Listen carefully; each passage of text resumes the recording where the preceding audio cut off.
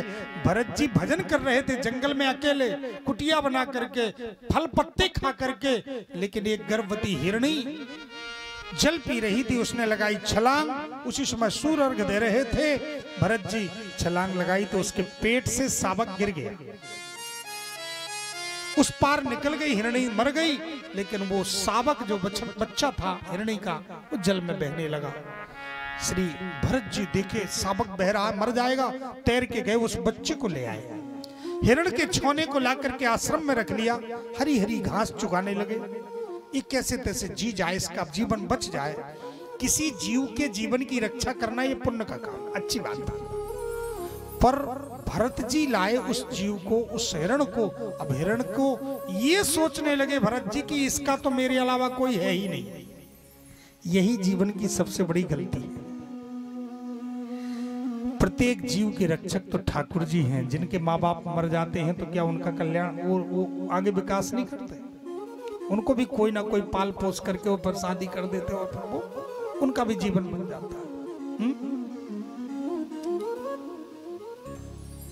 महाराज, उनका भी जीवन नहीं है। पालक पिता होता है, पर पिता अहंकार न करे कि मैं न रहूं तो बच्चों का पालन नहीं होगा। भगवान की लीला को कोई नहीं समझ सकता। पिता ना होते हुए भी महाराज ठाकुर जी ऐसी लीला करते हैं कि कंडा जाने कितनी बड़े बड़े ऊंचाइयों तक पहुंचा देते कि नहीं। ये भगवान की लीला का प्रभाव। जो पिता नहीं कर सकता वो भगवान की कृपा कर देते। आज प्रधानमंत्री बने बैठे देश के, क्या है बालापन में, क्या कैसी स्थिति में होगी महाराज, क्या है स्थिति? ठाकुर जी की कृपा। मैं कोई राजनीतिक बात नहीं, एक दर्शन है, भगवत कृपा का दर्शन है कि जन्म से पिता नहीं, जन्म के बाद पिता का शरीर भी छूट गया, फिर भी भगवान सहायक बने। किसी भी कुर्सी पर, किसी भी स्थिति पर, किसी भी विकास में कोई भी पहुंच सकता है। बड़े बड़े सिद्ध हो सकते हैं, कोई भी कहीं भी पहुंच सकता है। कहने का मतलब कि ठाकुर जी सबको चलाने वाले हैं, सब कुछ करने वाले हैं। तो भरत जी की आसक्ति हो गई भजन में, जो मन एकाग्र रहता था, और वो मन हिरण के छौने में लगने लगा। वो बच्चा आता आकर के कभी माला चाटने लगता, कभी गाल चाटने लगता, और अंत में एक दिन तो भाग के चला गया हिरण के झुंड में। लेकिन उनको याद करते हुए, हिरण की याद करते हुए शरीर छूट गया, तो उनको हिरण बनना पड़ा। हे परीक्षित, जीवन भर भजन करने के बाद राजा भरत का हिरण की याद करते हुए शरीर छूटा तो हिरण बनना पड़ा। और जो जिंदगी भर माया के चक्कर में रहेगा वो, उसकी क्या स्थिति होगी?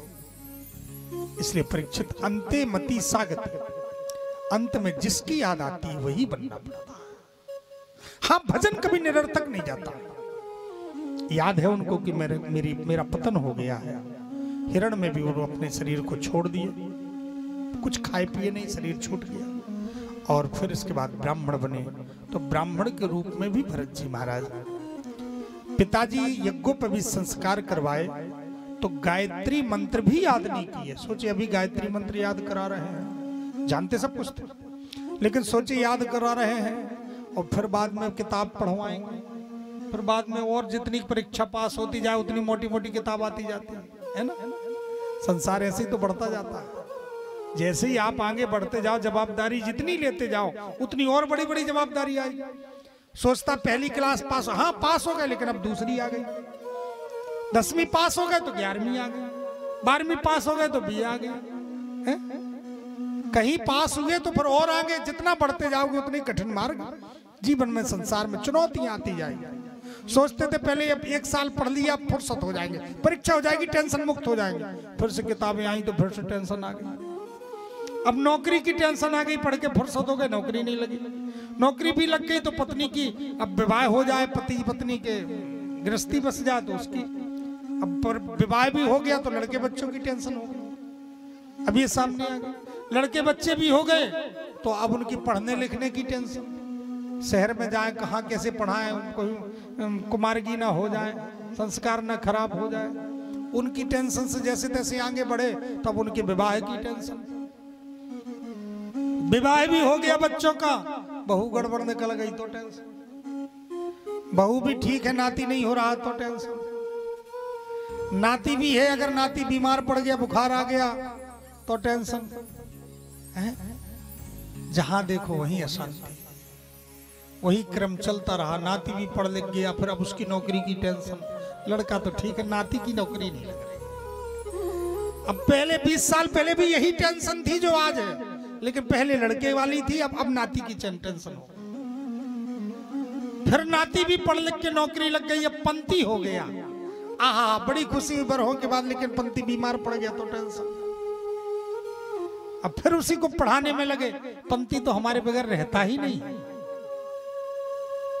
क्या है बाबा जी अब तो हो गए 100 साल के, अब क्या इच्छा है? बोले बस पंती का ब्याह और हो जाए, इतना देख ले फिर मर जाए। अरे 2 पीढ़ी का विवाह देख लिया, इसने में क्या कर लिया आपने? हैं? क्या कर लिया?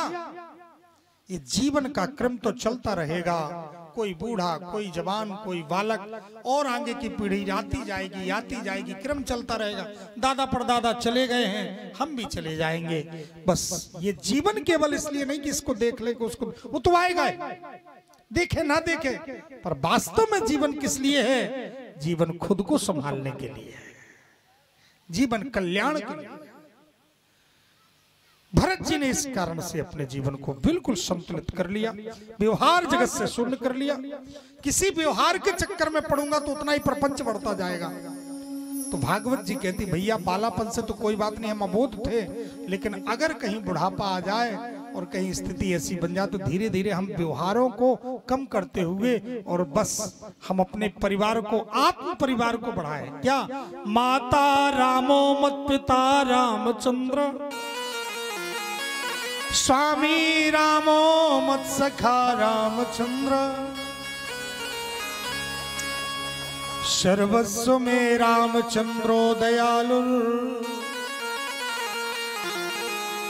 नान्यम जाने नैव जाने न जाने,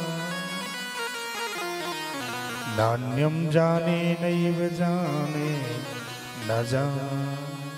मैं और किसी को नहीं जानता, केवल ठाकुर जी को जानता। ऐसा भाव धीरे धीरे आने लगा। हे परीक्षित, प्रत्येक व्यक्ति का कर्म का कर्तव्य 50 वर्ष के बाद पूरा हो जाता है।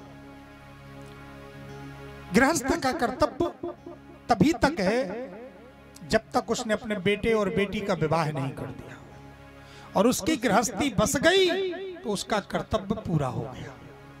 अब उसके लड़के होंगे तो उसका कर्तव्य, लेकिन जबरदस्ती अपने जीवन को नष्ट ना करे। प्रत्येक व्यक्ति को चाहिए कि अब अपना समय जो 24 घंटे का है उसमें कुछ घंटे निकाल करके आत्म कल्याण के निमित्त प्रयोजन करना शुरू कर दे।